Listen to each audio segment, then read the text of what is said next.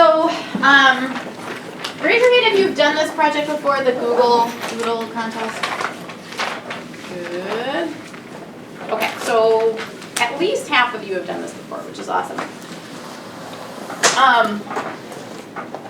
You guys are familiar with, like, when you go to google.com and it has a different version of the Google logo on the top of the screen. They call this the Google Doodle because it is a piece, it's an image that is designed by a designer. Google employs these designers, so there are people with full-time jobs creating Google logos and doodles for a living out in California, which seems like a pretty cool job to me. And the doodles change day by day depending on what the significance of that day is in history. So it could be like an annual day that's celebrated on that day every day. Or it could be based on current events, or there's a number of different things that inspire what the Google Doodle is for that day or that week or whatever. Okay. So before we talk about anything, I'm just going to kind of scroll down here, and I want you to take a look at some of these Google designs. Okay. Now some of them obviously are repeats because they are used in different countries, right? Google is like a global entity. But what do you notice about the designs that you see? Just general observations? They like to stick to their color theme. They stick to their color theme. What are their colors? Red, blue, yellow, and green. Red, blue, yellow, and green. Yes, very good.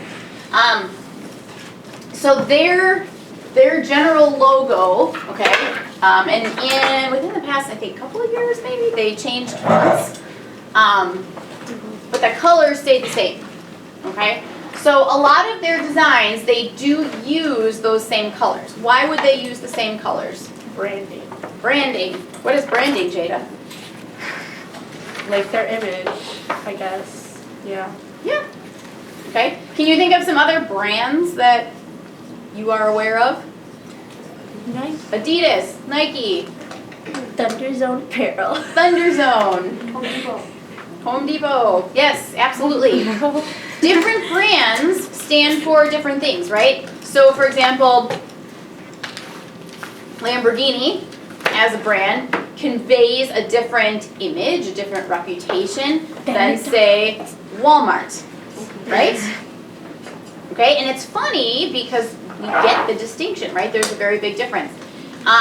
You could say that the Kardashians are a brand. They have created a brand for themselves. Besides the fact that they each have, you know, sub-brands in their makeup and beauty and whatever lines, right? But just as a family, they portray themselves in such a way that people understand who they are just based on things like name recognition, right? Okay? So why are we going into branding and why are we talking about Kardashians? We're supposed to be talking about Google. Well, I'm glad you asked.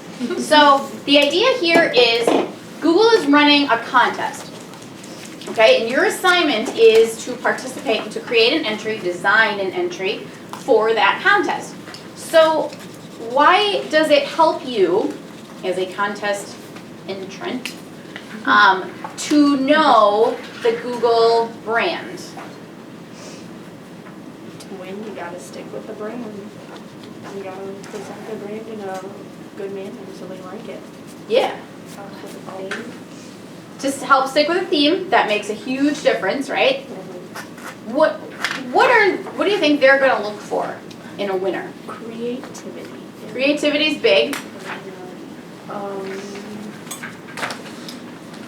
Something like unique. Maybe how well you can read it. Yeah. Readability is a factor for sure. Yes. And different versions of these doodles have different levels of readability, right? So some of them have, like, you know, a really obvious version of a word that you can clearly read. You know, these are some obvious examples here. Some of them not so much, right? Some of them the word or the letters are suggested in other ways. And the reason that they can kind of get away with that is because of branding, right? We're used to going to that page and seeing an illustration right there. We know that experience. We're familiar as consumers of that experience. So it doesn't have to have as much of the straightforward kind of hit you over the head with that because of how it's used, right? If you see a Corvette rolling down the street, do you need to see the word Corvette on the back to know what it is? No. No, right? What tells you that it's a Corvette without having the word? How it looks and appears. Features on the car, Yeah. okay? The shape Just of like the the car body, yeah. itself. Maybe particular colors that are specific to that particular model, right? Yeah. So we associate particular things with particular brands, okay? And that's kind of part of how branding works, is that association, okay? So the reason we're going into this is because in order to create I keep calling it a logo, the doodle, right? In order to create that in a way that might be of value to those judges and to Google, okay, that might help you get picked, you need to create it in a way that it would be a good fit for Google's website, because as a winner, if you won, your doodle would be featured on their website in the actual like Google I have so much trouble saying that, Google Doodle spot, right? So if you won, anybody in the world could go to google.com and bam, there is your design, okay? Google's not going to pick something that doesn't help convey their brand. They're just not. That would be very silly of them, okay? So it helps to go through, they have all their previous doodles archived. You just go to google.com/doodles, and you can scroll through just like I am. You can see, you know, obviously it tells you what each one was featured for, okay? Certain ones that we talked about are more obvious than others. What else do you notice about them besides the fact that they may or may not say Google and or use the colors? Sometimes like they use different objects or like there's different ways of putting into like the word Google, or they I guess use different ways of keeping that symbol in there. So even the ones that don't outwardly like hit you over the head with the word Google, they still suggest it, right? And like Yeah. Kyla said, they might use different objects or different parts of the illustration in very specific and particular ways. So in other words, it's designed to suggest those letters. I'm looking at like this one, for example. That's a pretty strong example of, it doesn't have the exact letters, but the objects that are there are presented in such a particular order and spacing, right? And the shapes of those objects help reflect or help us associate with the shapes of the letters, okay? A really, really easy one is like the double O for G-O-O, right? The G is an uppercase G, and then it's followed by two lowercase o's, okay? So even just following something big with two small repetitive things, that's gonna help to be able to convey that word.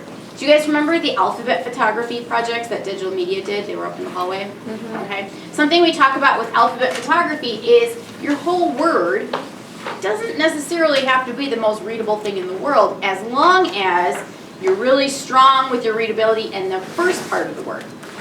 Okay? You guys seen that thing that's like circulating on social media or the internet or whatever? And it's like a whole paragraph worth of text.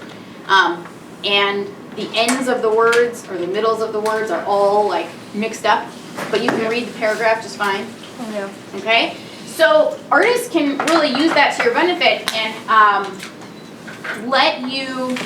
allow you to have more creative freedom in designing, because as long as the beginning of the word starts your brain off in that direction, your brain will follow and will fill in the rest. That's what I'm talking about. Wow, I am struggling today. Good thing I'm recording this for all us all to watch later.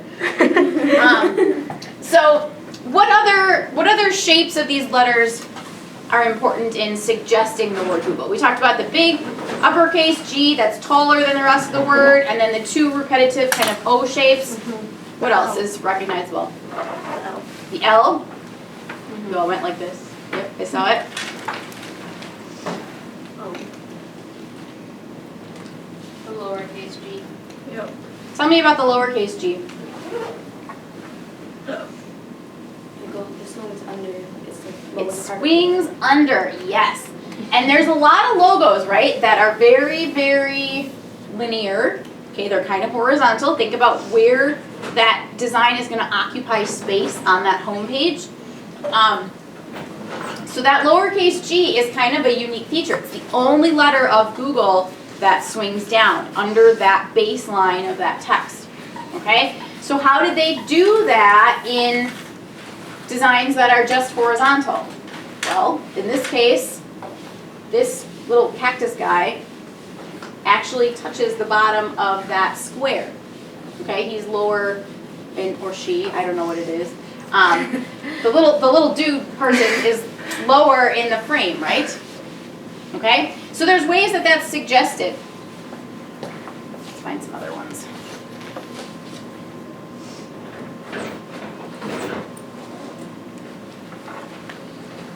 Okay, here in this case, they actually brought that G up a little bit. Okay, so it has that little under part, but they raised it up.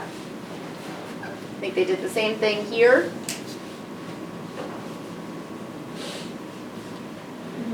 What happened here? Did you see that? Now granted, that's an animated one, right? So that's a little bit more involved than what you guys are going to be doing, but what happens by laying that one down? We get the effect of that lowercase g because it feels lower. Okay? So is this making sense? Yeah. Okay. Now, all of these were based on some sort of like historical event or something that they were celebrating or acknowledging. Okay? For you guys, your theme is going to be, it's called What Inspires You. I can't move it over. It's right here. Okay? Now, you can process this in kind of one of two ways. Okay?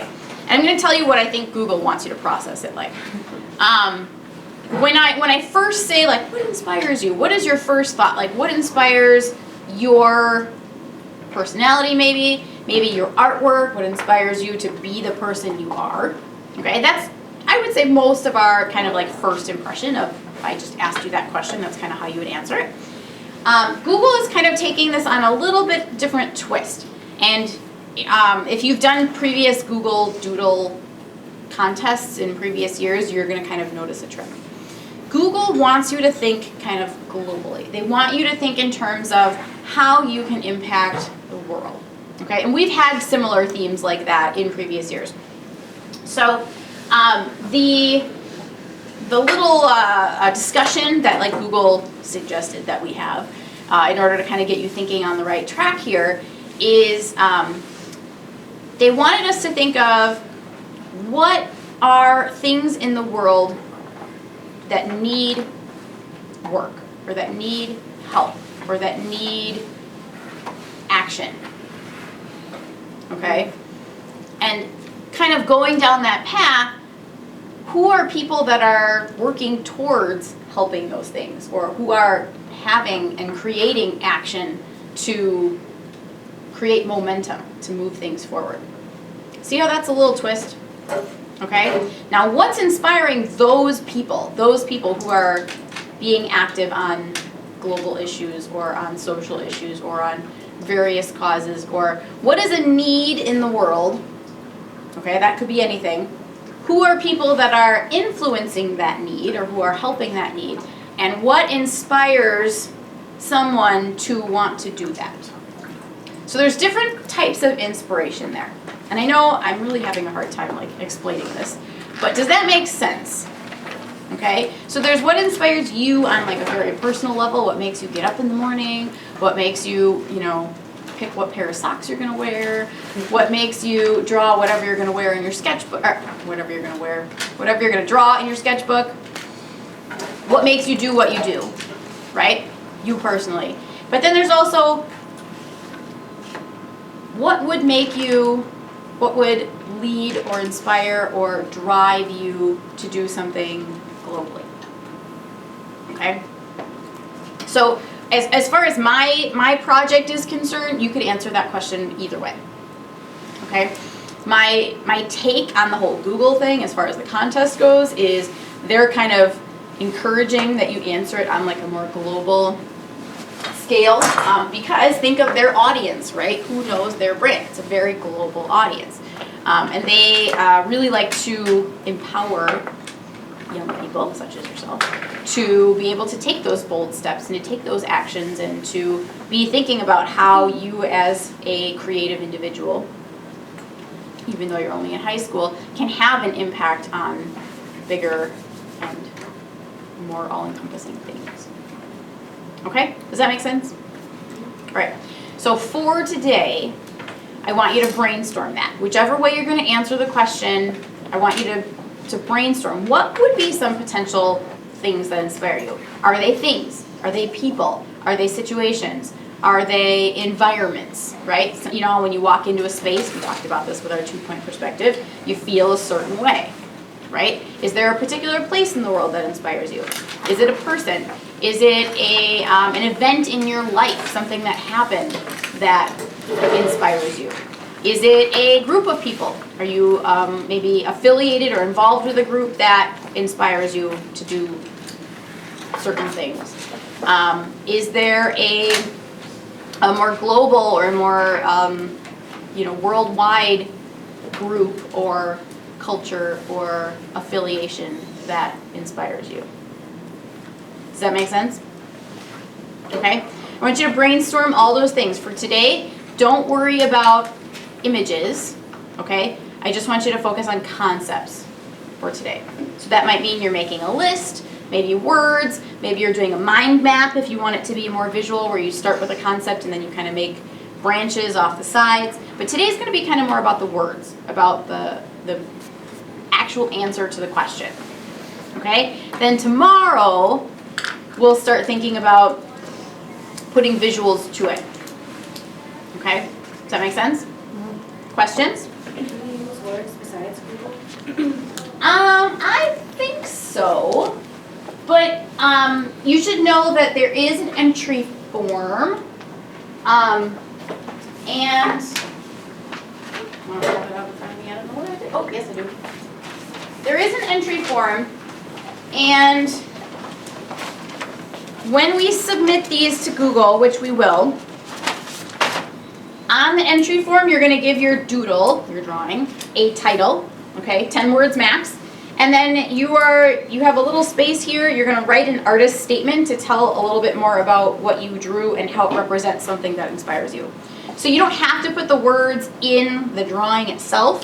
Just like when you go to the Google homepage, you know, we don't know that it's Vladimir Dahl's 216th birthday just by looking at this necessarily, right? But we can hover over it and more information can pop up. So think about your artist statement here as kind of like when you hover over your design on the homepage, that's the information that's going to pop up. So it's not, doesn't have to be like immediately available on the picture itself.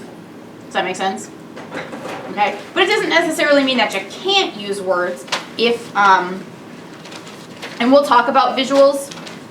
There are ways to use words that could support your illustration, okay? And we'll talk about that as we get into visuals. It's a really long answer for a short question. Did I get it? Yeah. Okay, good. Any other questions?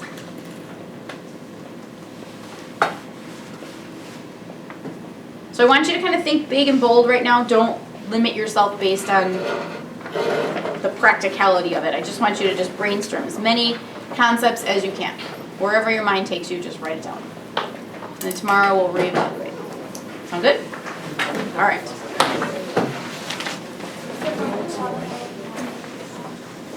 That icon on the corner changes a second before the other two.